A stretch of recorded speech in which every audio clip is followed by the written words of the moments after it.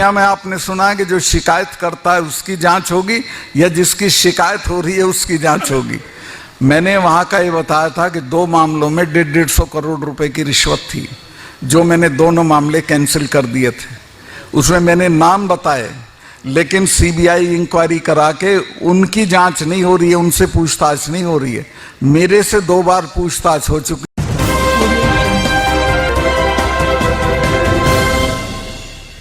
ये जो महिला खिलाड़ियों की लड़ाई है, ये एक ऐसी जगह पहुंची हुई है कि जहां ये तय होगा कि जालिम मजबूत होता है कि उसके खिलाफ लड़ने वाला मजबूत होता है।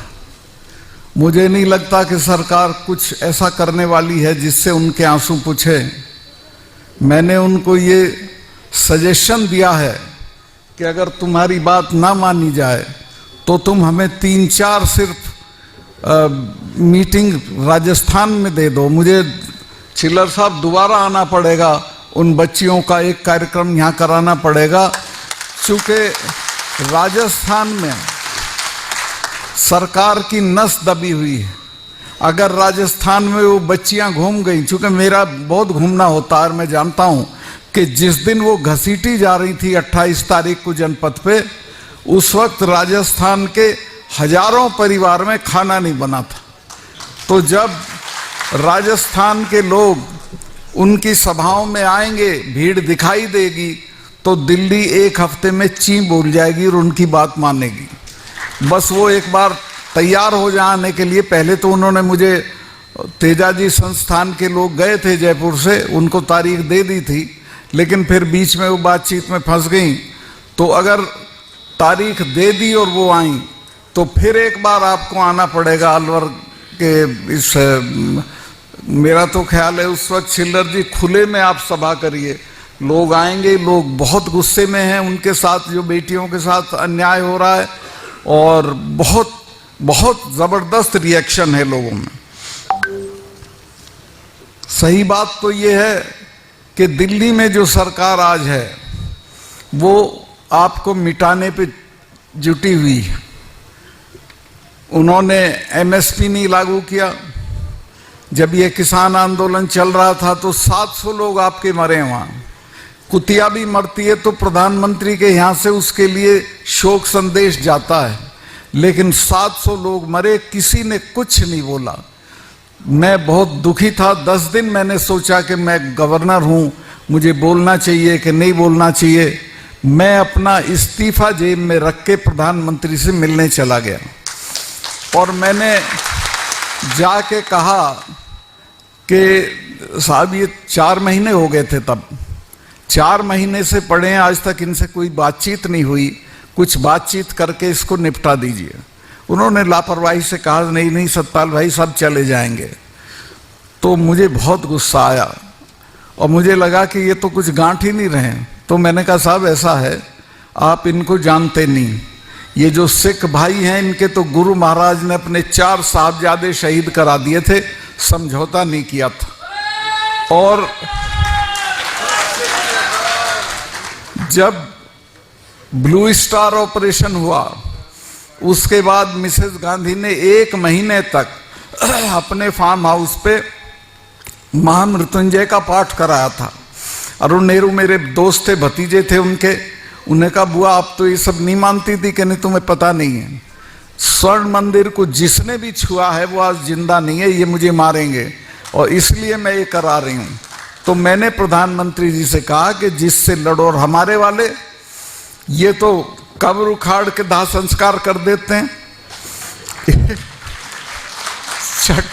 6ठे महीने लाल किले पे चढ़े रहते हैं और अब के तो दोनों इकट्ठा हो गए। तो जिससे लड़ो उसके बारे में ये जान लो कि वो कौन है। तो मेरी राय ये है कि आप बातचीत करके इसको हल कर दो।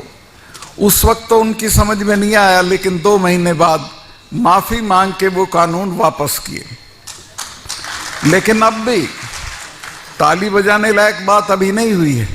अभी भी जो एमएसपी है वो हमको नहीं दी जा रही, जबकि वादा किया था प्रधानमंत्री ने। प्रधानमंत्री कोई देश का वादा करे उसका एक मतलब होता है।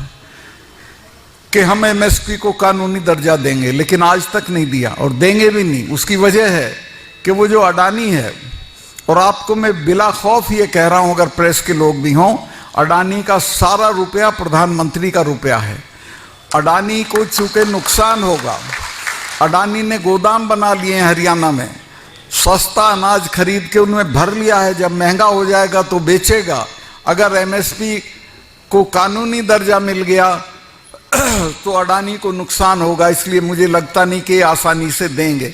एक लड़ाई किसानों को और लड़नी पड़ेगी और जोर से लड़नी पड़ेगी। ये जो तस्वीरें यहां लगी हुई हैं, मैं इनमें देख रहा था, एक आप तरमीम करो, अगली बार से महाराजा रणजीत सिंह का भी फोटो उसमें लगाओ। देश में इतना ताकतवर राजा हुआ नहीं है कोई, कि अंग्रेज भी डरता था उससे। एक बार महाराजा पटियाला की वाइफ का उनसे झगड़ा हो गया, वो उनकी रिश्तेदार थी रणजीत सिंह जी की, उसने चिट्ठी लिख दी कि आके हमारा फैसला करा दो।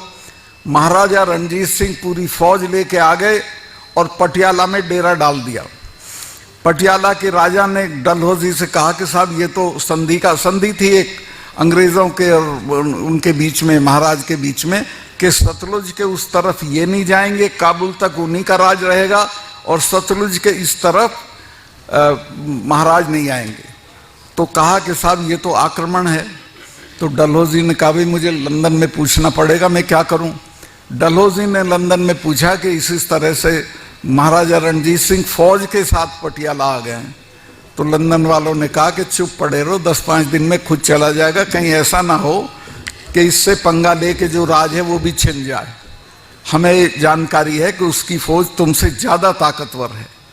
उसका एक जनरल था हरि सिंह नलवा, आज जो ये जिसको वजीरिस्तान बोलते हैं पाकिस्तान और अफगानिस्तान के बीच में, इस पे कभी किसी का राज नहीं रहा। जिसके कब्जे में आ जाता था पठान उसको भगा देते थे। 7 साल गवर्नरशिप करी हरि सिंह नलवा ने वहां, और इतनी ठुकाई करी पठानों की कि जो पठानी सूट है तभी चला था। उन हरि सिंह नलवा के सिपाहियों से बचने के लिए ये शलवार पहनने लगे थे, उनके सिपाही दिखते थे तो बुर्का डाल लेते थे। तो महाराजा रणजीत सिंह का चैप्टर हमारे इतिहास का बहुत शानदार चैप्टर है। बहुत ताकतवर आदमी था, और उसने अपने जीवन में किसी को मृत्यु दंड नहीं दिया। सरदारों की तादाद पाकि पंजाब में उस वक्त सिर्फ 7% थी, सबको बराबर मानता था, और अपने धर्म का इतना आदर करता था कि फौज लेके जब चलता था तो पहले हाथी पे गुरु ग्रंथ साहब रख के चलता था। एक बार एक मुसलमान लड़की थी, उसको अपने घर ले आए, तो अकाल तख्त ने उनको नोटिस भेजा, और अकाल तख्त के लोग डरे हुए थे कि पता नहीं आएगा कि नहीं आएगा। हाथ जोड़ के अकाल तख्त के सामने हाजिर हुआ और कहा कि मेरी गलती है, पर हो गई, अब तो माफ कर दो। तो अकाल तख्त ने उसको यही सजा देके कि तू आ गया, यही काफी है, छोड़ो, खत्म करते हैं। तो इस तरह का आदमी था। तो इसको भी अपने इतिहास में जोड़ो। दूसरे जो मैं असली बात कहना चाहता हूं वो ये है कि आपकी खेती को खत्म करने का डिजाइन है, वो तो आप ये 4 कानून लागू हो जाते तो खत्म हो ही जाती, वो तो अब रुक गया है। फिर फौज में आप चले जाते थे तो ये अग्निवीर ले आए जिसमें सिर्फ 4 साल की नौकरी होगी, ना कोई पेंशन होगी, ना कुछ होगा, और बच्चा क्यों मरेगा 4 साल के लिए गोली खा के। इसके अलावा कर्मचारियों की जो पेंशन योजना थी वो खत्म कर दी है, उसको भी लागू कराना पड़ेगा। हम लोग ताकत में आए तो हम पुरानी पेंशन योजना लागू कर देंगे। ये जो पुलवामा का हमला था, कई लोग कहते हैं भाई गवर्नर साहब ने उस वक्त क्यों नहीं कहा, वो ठीक से पढ़ते नहीं अखबार। मैंने उसी दिन, मतलब हमला जिस दिन हुआ उसी दिन 1 घंटे के बाद 2 चैनल को ये इंटरव्यू दे दिया था कि इसमें हमारी सरकार की, यानी बेसिकली होम मिनिस्ट्री की गलती रही। इनसे इन्होंने जहाज मांगे थे और इतना लंबा कारवां सड़क से नहीं ले जाया जाता है, चूँकि हमले की आशंका रहती है। तो जहाज 4 महीने तक एप्लीकेशन पड़ी रही होम मिनिस्ट्री में और उनकी बात नहीं मानी गई, तब वो सड़क से चले। और कई चीजें रही उसमें। मैं गया था जब वो हमला हुआ जहां पे, उसमें 10 किलोमीटर के एरिया में 10 लिंक रोड जुड़ती थी। एक भी लिंक रोड के ऊपर, एक के ऊपर भी कोई मैनिंग नहीं थी, कोई जिप्सी नहीं थी, कोई रोक टोक वाला नहीं था। कोई आके घुस जाए और वो एक लड़का वो लेके मारुति वैन और घुस गया और 40 जवान हमारे शहीद हो गए।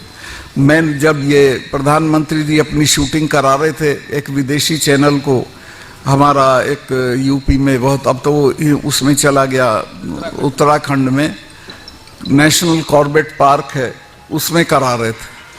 तो उससे बाहर निकल के उन्होंने मुझे किसी होटल या ढाबे से फ़ोन किया कि सतपाल भाई क्या हुआ। मैं कहा साहब ऐसे ऐसे हुआ और हमारे 40 लोग मारे गए और मरे वो हमारी गलती से हैं।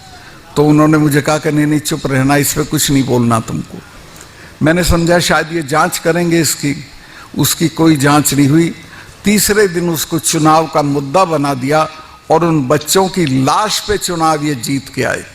मैं आपसे कहूँगा अगर आप में जरा भी उन बच्चों के लिए हमदर्दी है तो इस बार के चुनाव में इस बात की इनको सजा दी जानी चाहिए कि या तो ये जांच कराएं और नहीं तो उनकी लाश के साथ ये भस्म हो जाए, इनको खत्म कर दें हम लोग।